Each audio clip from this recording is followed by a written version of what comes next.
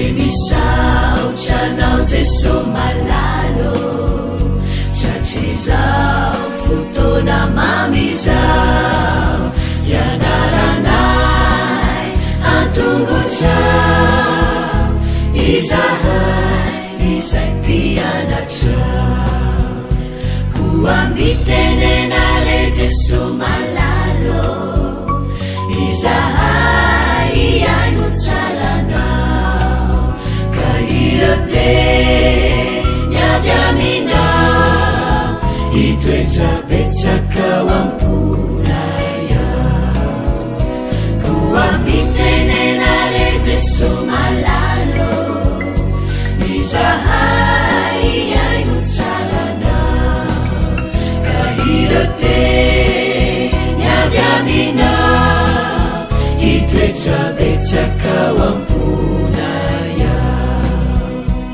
irote niavy aminao itoetrabetsakao amponaya.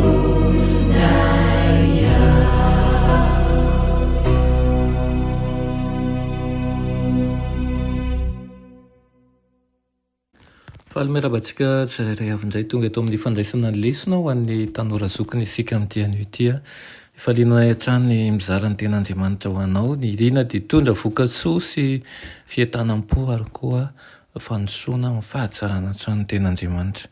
Alohan'ny derantsika ny amin'ny lesona anio dia vavakisika rainay tsara anjesan-danitra mbola tolotra ianao ny dera ny laza ny anja sy ny voninahitra misaotra anao izay fa mbola nomena tsombotsoa lehibe indray dia ny teninao ankehitriny koa mangataka aminao mba hamboly zavatsoa ao anatinay tsirairay avy aminaran'i Jesosy amen. Lohateny lesonantsika androany dia manao ny fifanandrinana farany. Iamafy manko ny ady hifanandrinan'i Kristy sy Satana amin'ireo andro farany tantarany tany.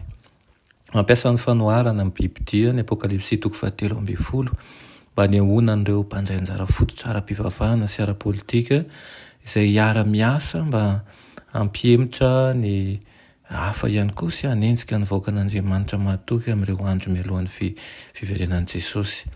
Ilay Biblia voalohany dia maneho hery ara-pivavahana lehibe izay hampiasa fahefana ara-politika sy ara-pivavahana eo amin'ny vahoaka. Nandritra amin'ny vanim-potoana tena dia laza ny fiangonana katolika romanina rafitra natanjaka indrindra tamin'izany fa ny papa no manana ny fahefana faratampony ara-pivavahana sy ara-panjakana. Nandritra ny taon-jato maro ny fiangonana katolika dia nampiatra n'ilay karazana rafi-pivavahana sy politika voalaza momban'ilay Biblia voalohany. Na dia kely kokoa aza ny fahazahoany mampiasa ny fahefana amin'izao tontolo izao dia ho eo an-tanany indray ny fifehezana saika izao tontolo rehetra izao mihitsy amin'ny andro farany. Ny Biblia faharoa amin'ny Apokalipsy 7:20 dia maneho an'ilay fahefana faratampony tany isain'ny Baiboly miaraka amin'ireo fahefana manerana an'izao tontolo izao voalaza ao amin'ny Daniela sy ny Apokalipsy. Mampasa ny hery ny taomana an'izao tontolo izao io firenena io mba hamitana azy hanao fiankofana sandoka mialoha indrindra ny fiavian'i Jesosy fanondroany.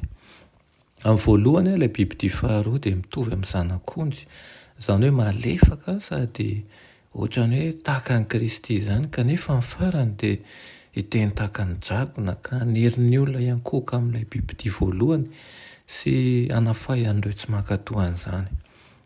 Raha ny fahitana azy dia miainga avy amin'ny tany ilay firenena fa tsy amin'ny ranomasina izay midika fa mipoitra avy amin'ny faritra tsy dia misy mponina firy eto amin'izao tontolo izao izy. Etazonia dia avy amin'ny tany efitra kokoa raha oharina amin'ilay ireo firenena be mponina fahiny, miaro ny fahalalana ara-pivavahana sy ny fitsipika fototra io firenena io, ny anisan'izany ny fisaran'ny fiangonana sy ny fanjakana, ny fahalalan'ny fitenenana ihany koa ary ireo zon'olombelona hafa izay mety ho fantatrao ny sasany amin'izy ireo. Tahaka ny zanak'ondry ireo toetra ireo kanefa mbaran'ny Baiboly mialoha fa hiafara amin'ny endrim-pivavahana feno halozana be ireo foto-kevitra ambonin'ireo.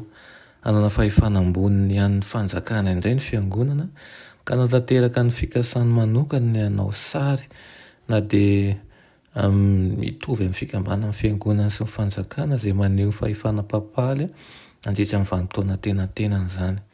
Isy ny fahamaizana raha toe-karena atao amin'ireo manohitra ny mariky ny Biblia.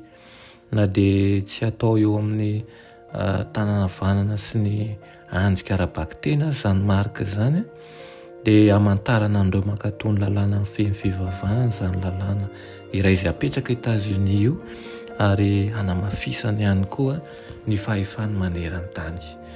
Ny faharalantsika an'izany dia tokony tonga antsika hiomana indrindra amin'ny fotoatsarotra farany. Isika izao dia manamafy ny finoantsika ao amin'ny Kristy amin'ny fianarany ten'Andriamanitra dia ingane zany tonga antsika hitoetra misimisy kokoa amin'ny fahamarinana. Amen. Vavaka isika. Raha ny masina tsara indrindra mbola misaotra anao izay amin'izany teninao izany. Sotroana ihany koa Tompo izay mbola mampafantatra anay mandrakariva ny sitraponao. Tompo mety ianao hiasa ao amin'ny tsirairay avy aminay ka arakaraka ny anarany ny teninao anie no ampiovanay anaraka ny sitraponao.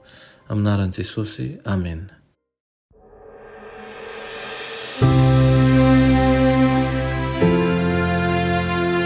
Mianatra eo an-tongotry Jesosy isan'andro.